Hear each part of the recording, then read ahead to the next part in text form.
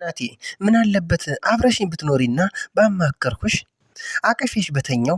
ምን አለ እንደ ወይዘሮ ዛህራ ታሪክ ብትነግሪኝ። ቤሌን የኔ ልጅ አቶ አምነንን አፍቅረሽዋል አይደል? እርግጠኛ ነኝ አፍቅረሽዋል። እናም ደግሞ እልህ ውስጥ ገብተሻል። መሸነፍም አትፈልጊም። የኔ ልጅ ነገሮችን ከማድረግሽ በፊት ልታስቢበት ይገባል። ወይዘሮ ዛራ ይችን ብቸኛ ልጅ ልጠቀምባት ይገባል። ምናልባት ወይዘሪት ሜርሲን ለማጥፋት እንደ መሳሪያ ተጠቅመኝ ይሆናል። ስለዚህ በቁጥጥር ስር አደርጋታለሁ። ወይዘሮ ሰማሃል አንድ ነገር ላስታውስሽ። ፈጣሪ ይሁዳን በ30 ዲናር ሲሸጠው እጁን ስሞት ነበር። እኔም አሁን አንቺን እጅሽን ስሜ ይዋጣልናል። ወይዘሪት ሲፋን ቆይ ለምንድን ነው እንደዚህ የምታለቅሽው? አይዞሽ ግን እባክሽ ራስሽን እንደዚህ አትጉጂ። አቶ አምነን ሰላም ጤና ይስጥልን። ውድ የተከበራችሁ የቻናላችን ተከታታዮች በዛሬው ቪዲዮአችን ድራማ ክፍል 6 አበይት ክስተቶችን የምናስቃኛችሁ እንዲሁም ደግሞ የምንነግራችሁ ይሆናል። ታዲያ ለእናንተ ከውድ ተመልካቾቻችን የሚጠበቀው ይህንን ቻናል ሰብስክራይብ እንዲሁም ደግሞ ቪዲዮን ላይክ በማድረግ እስከ ቪዲዮ ፍጻሜ ድረስ አብራችሁን ሁኑ። አሁን ላይ ድራማው በአራት ነገሮች እንግዲህ በሶስት ግሩፖችም ተከፍሎ 4 ጨዋታዎችን እየተጫወተ ይገኛል ማለት ነው። አንደኛው ግሩፕ የቤሌንና ዛህራ ማለት ነው፣ ወይዘሮ ዛህራ። ሌላኛው ግሩፕ ደግሞ ወይዘሮ ሰማሃልና ሲፈን አሁን ላይ ጥምረት ፈጥረዋል ማለት ነው። ሌላኛው እንግዲህ ከዚህ በፊትም እንደተመለከትነው የወይዘሮ መርሲና እንዲሁም ደግሞ የወይዘሪት ጄሪ ጥምረት ነው ማለት ነው። ስለዚህ በሌላ መልኩ ወይም ደግሞ በሌላ ግሩፕ የምንመለከተው አቶ አምነን ይሆናል ማለት ነው።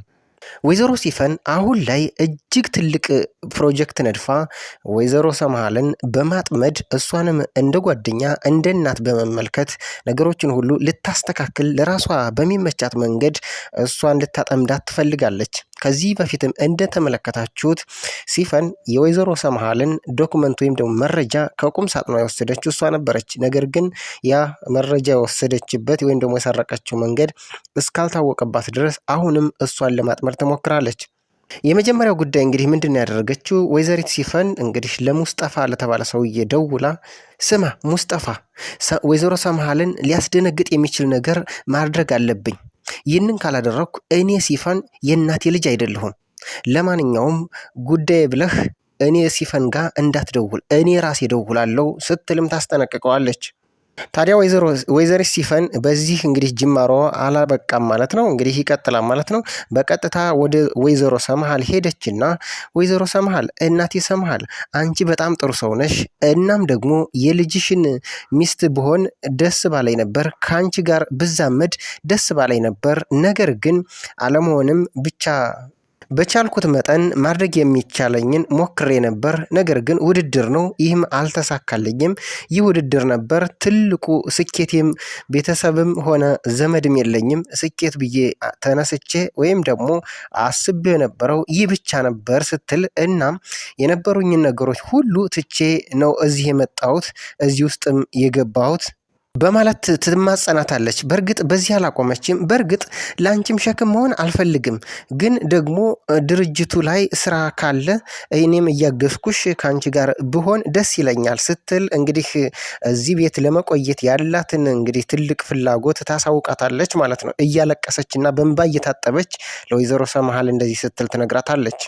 ወይዘሮ ሰማሃልም አዛኝ ቅቤ አንጓች እንግዲህ እንዳየቻት እያለቀሰች እያነባች በእንባ እየታጠበች እንደዚህ ስትጠይቃት በቃ ያዘነች መስሎ በቃ ችግር የለም አሁን ለማንኛውም ፊትሽን ታጠቢና ተረጋጊ፣ እረፍት አድርጊ ትላታለች ማለት ነው። ልክ ወይዘሪት ሲፈን እንደወጣች ይችን ልጅማ በቃ ልጠቀምባት ይገባል፣ ምናልባት ወይዘሪት መርሲን ለማጥፋት እንደ መሳሪያ ተጠቅመኝ ይሆናል፣ ስለዚህ በቁጥጥር ስር ማዋል አለብኝ ስትል ወይዘሮ ሰማሃል ለራሷ አሳመነች። ራሷንም እንግዲህ በዚህ ጉዳይ አዘጋጀች ማለት ነው።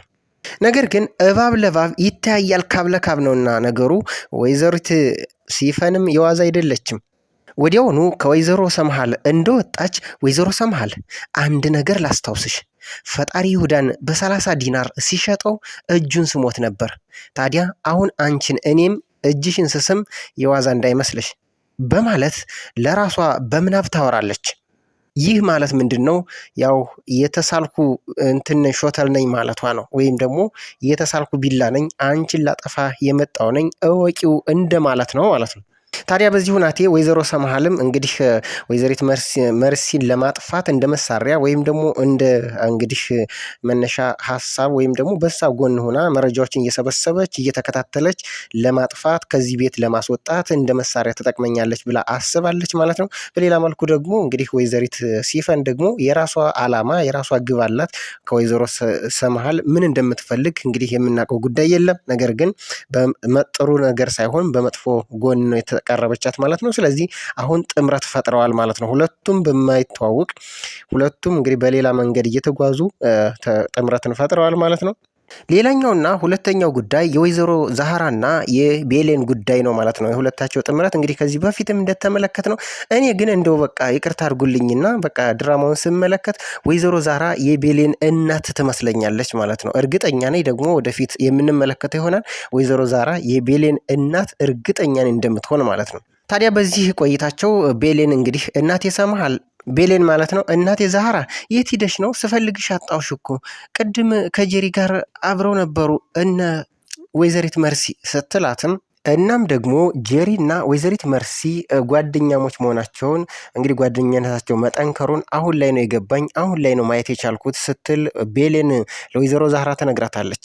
ታዲያ ይህንን የሰማችው ወይዘሮ ዛህራ ምን እባክሽ ያቺ ቢጫ ፀጉር አለቀኝ ብላ እኮ ነው ማናት ደግሞ ያች ስትላት ወይዘሮ መርሲ ነቻ።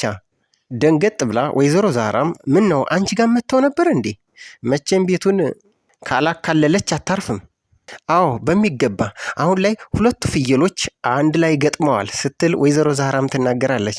ምን ፍየል ብቻ ከፍየልም በላይ ሁለቱም ጭራቆች ናቸው እንጂ ሁለቱም ፍየሎች በእርግጥ እንትን እንግዲህ አንድ ጥምረት ቢፈጥሩ ምንም አይነት ነገር እንደማይፈጥሩ ግን እርግጠኛ ነኝ ስትል ወይዘሮ ዛህራ ለቤሌን ትነግራታለች። ቤሌንም እንዲህ መለስ አለችና እንደዛማ አትበይ ወይዘሮ ዛህራ፣ ጄሪን ሊመርጣት የቻለው እኮ የእሷ ጓደኛ ከሆነች በኋላ ነው። ወይዘሮ ዛህራም መለስ አሉና አየኔ ልጅ የወረት ፍቅር እኮ ማለቂያው ቅርብ ነው ስትልም እንግዲህ በፈገግታ ትመልስላታለች። በማስከተልም ቤሌን ለወይዘሮ ዛህራ እንዲህ ስትል ትጠይቃታለች። ልክ ይሁን አይሁን እየተሰማኝ ያለውን ስሜት ማወቅ አልችልም ስትላት በማቅረርና እንዲሁም ደግሞ በማዘን ስትነግራት ወይዘሮ ዛህራም የኔ ልጅ አቶ አምነን አፍቅረሸዋል አይደል? እርግጠኛ ነኝ አፍቅረሸዋል እና ደግሞ እልህ ውስጥ ገብተሻል። መሸነፍም አትፈልጊም። የኔ ልጅ ነገሮችን ከማድረግሽ በፊት ልታስቢበት ይገባል። ምክንያቱም ሳናስበው የምንወስነውን ነገር ዋጋ ያስከፍለናል ስትል ወይዘሮ ዛህራ ለቤሌን እናታዊ ምክሯን ትለግሳታለች። ታዲያ እናንተ ውድ ተመልካቾቻችን ምን ታስባላችሁ? ወይም ደግሞ ምንስ ስሜት ይሰማችኋል? በተለይ ወይዘሮ ዛህራ የቤሌን እናት ነች ወይስ አይደለችም? እንደዚህ የምታስብላት እንደዚህ በጣም የምትሳሳላት እንግዲህ እናቷ ብትሆን ነው እንጂ እንግዲህ በእኔ ግምት ወይዘሮ ዛህራ የቤሌን እናት ናት። እናንተስ ምን ትላላችሁ? ሀሳባችሁን በኮሜንት ቦክስ አሳውቁን። ሌላኛውና እንግዲህ አይቀሬው ጉዳይ ደግሞ የወይዘሪት ቤሌንና የአቶ አምነን ግንኙነት ነው። አሁን ላይ ወይዘሪት ቤሌን እጅግኑ ከፍቷት በጣምኑ እንግዲህ እናት ባለመኖሯ በጣምኑ ተናዳ ተበሳጭታ እጅግ አዝናም ክላሷ ውስጥ ገብታ ስቅስቅ ብላ ታለቅሳለች። ታዲያ ይህንን የሰማው አቶ አምነን ማመን ያልቻለው እንዲሁም ደግሞ አይቶና ሰምቶ ማለፍ ያልቻለው በቀጥታ ወደ ወይዘሪት ቤሌን ይገባል። ታዲያ ልክ እንደ እናት አቅፎ ያባብላትም ጀመር። በማስከተልም እንዲህ ሲል የመጀመሪያውን ጥያቄ ይጠይቃታል። ቆይ ለምንድን ነው እንደዚህ የምታለቅሽው ሲልም ይጠይቃታል።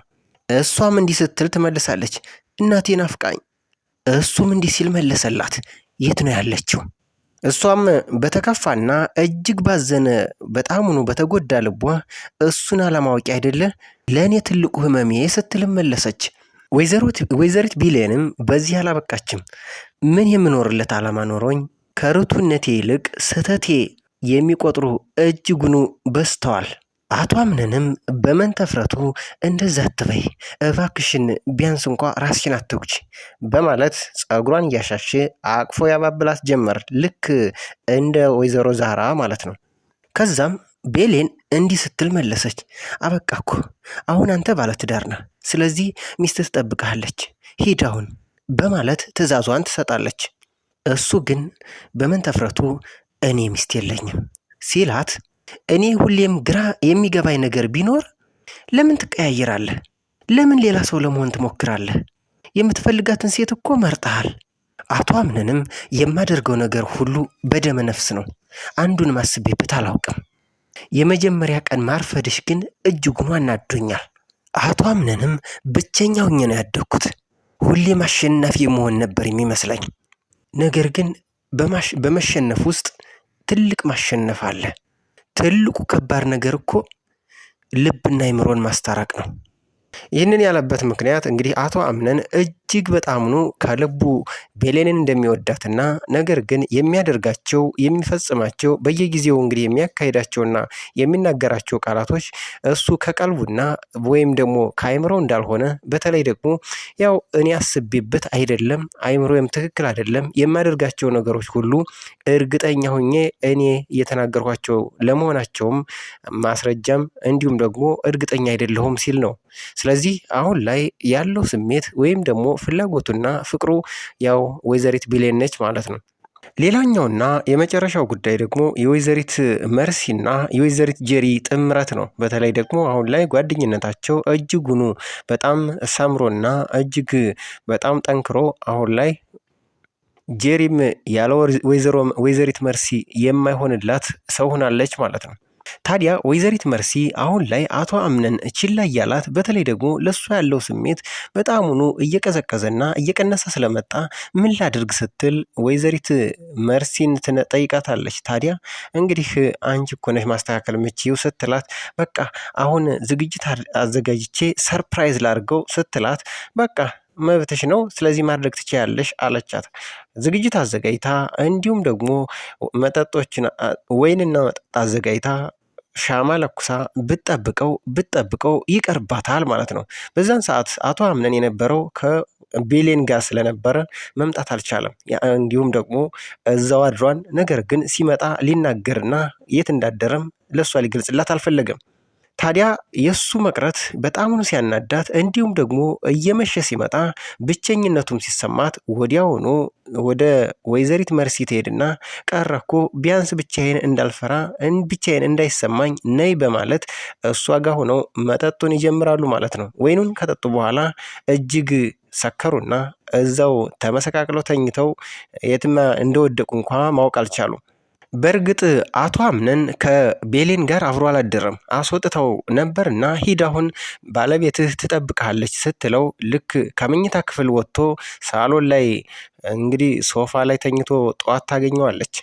ታዲያ አሁን ላይ አቶ አምነን ለወይዘሪት ጄሪ ያለው ስሜት በጣም እየቀዘቀዘና በጣም እየቀነሰ መጥቷል። ስለዚህ በዚህ ሁኔታ አቶ አምነንም አቅጣጫውን አይኑንም ልቡንም ቀጥታ ወደ ቤሌን አዙሯል። ስለዚህ ይሄ ደግሞ በጣሙኑ እጅግ ትልቅ ክፍተት ይፈጥራል። ከዛ ማለፍ ሲል ደግሞ ግጭትን ይፈጥራል። ወይዘሪት መርሲና ወይዘሪት ጄሪ አንድ ሀሳብ ይጎነጉናሉ፣ ተንኮልም ያሴራሉ። ደግሞም በሌላ መልኩ እንግዲህ ወይዘሪት ሲፈንም ቀላል ሰው አይደለችም። ሌላ ጉዳይ ሌላ መስመርም እንግዲህ ትዘይዳለች ማለት ነው። ስለዚህ አሁንም ድራማው ልክ በዚህ መልኩ እየቀጠለ ነገሮች ሁሉ በጣሙኑ እየተስፋፉና እየሰፉ እንዲሁም ደግሞ የተለያየ ቡድኖችንና ግሩፖችን እየፈጠሩ እንግዲህ ፍልሚያው በዚህ መልኩ ይቀጥላል ማለት ነው። በአንድ በኩል ወይዘሪት መርሲና ወይዘሪት ጄሪ፣ በሌላ መልኩ አቶ አምነንና ቤሌን፣ ሌላው ቡድን ደግሞ እንግዲህ ወይዘሮ ሰማሃልና ሲፈን ሆነዋል ማለት ነው። ምንም እንኳ የመስማማት የመግባባት ሀሳብ ባይኖራቸውም የዛሬው እንግዲህ ድራማ ይሄንን ይመስል ነበር ማለት ነው። እንደወደዳችሁት ተስፋ እናደርጋለን። ከወደዳችሁት ደግሞ ላይክ እንዲሁም ደግሞ ቪዲዮ ላይ ሰብስክራይብ